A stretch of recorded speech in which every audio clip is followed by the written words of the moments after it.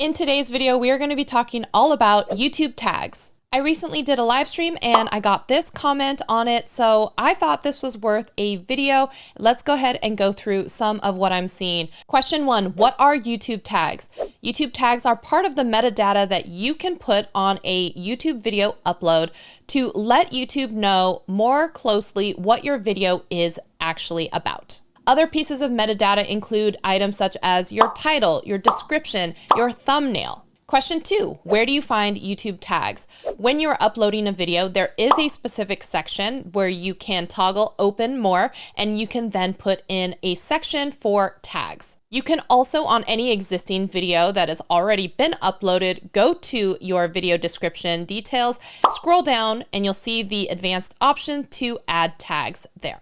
Number 3, what should I put in the tag section? A couple things to keep in mind here is there is a character limit when it comes to tags. It is not a tag limit, but a character limit. So every time you type a letter, a space, a period, anything like that, that is all considered one character. So if you think one keystroke on a keyboard, that is one character. So you have 500 characters inside of the tag section. Now, the use of single word tags are usually not that beneficial to you in your tags section. It would be better to have 2, 3, 4 words that more accurately describe what your video is about. If you have something such as beauty, makeup, hair, it's not as definitive and descriptive as something like winged eyeliner for monolids, how to apply makeup on Asian eyes, something like that. Now, what should you be using as tags? You should be using information that is going to closely resemble what your video is actually talking about. You can also do things such as commonly used phrases, common misspellings, or other items that are directly related to your video. So if you are referencing a specific video creator subject matter, then you could put that as a tag. Now, here is something to keep in mind about YouTube tags. Just because you have 500 characters does not mean you should always use it.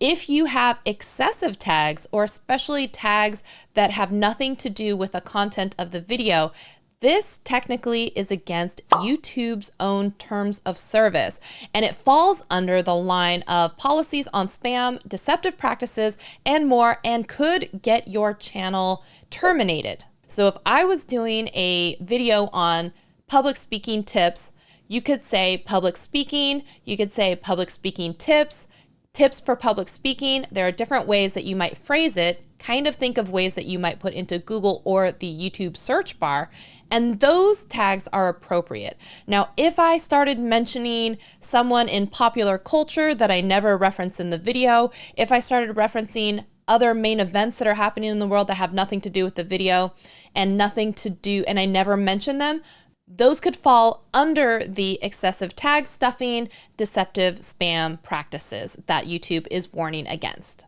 Now, just like when you're reading an online news article or headline in a magazine, you're probably going to start with the most important information at the very beginning. Similarly, just like your YouTube description box. By the way, if you want a video on how to optimize your YouTube description box, comment that down below. But typically the first couple hundred characters are what are going to be scanned by YouTube to understand what the video might be talking about. Now, of course, YouTube is very sophisticated, is going to be able to go through your video and understand what you're talking about through transcribing and see on screen what is visually happening to also know what your video is about. But you can also help it with the first couple hundred characters in your description box, or especially that information that you want to be seen before you hit that button for the see more information when you expand the description box. So similarly, when you are making YouTube tags, you may want to start with the most important ones towards the beginning of your list. Now, other ways to generate YouTube tags are to use a tool. One of my tools of choice is going to be TubeBuddy. By the time I go into my upload and description, if I've given it some information, I can then start to see generated or suggested tags that could be used inside of my video. And as I start to type out tags that I feel are appropriate and relate to my video, YouTube will also start to do the Insta Suggest and autofill in. So use those to your advantage. And also, you do not have to spend a ton of time on this. As you start to type them in, a tool like TubeBuddy is going to be there. So you can just hit the plus button to add YouTube tags as appropriate to fill up your character limit. Now, some people may disagree with me, and that's fine. That's their opinion. That's my opinion!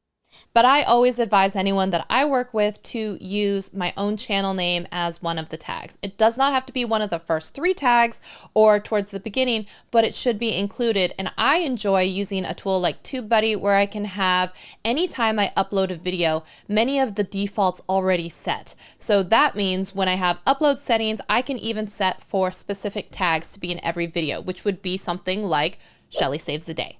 You can also do the same action inside of the upload default settings inside of YouTube specifically, but I also enjoy having the one from TubeBuddy because I can have multiple different templates if I wanted to have a different upload set for when I do live streams versus when I do a regular VOD.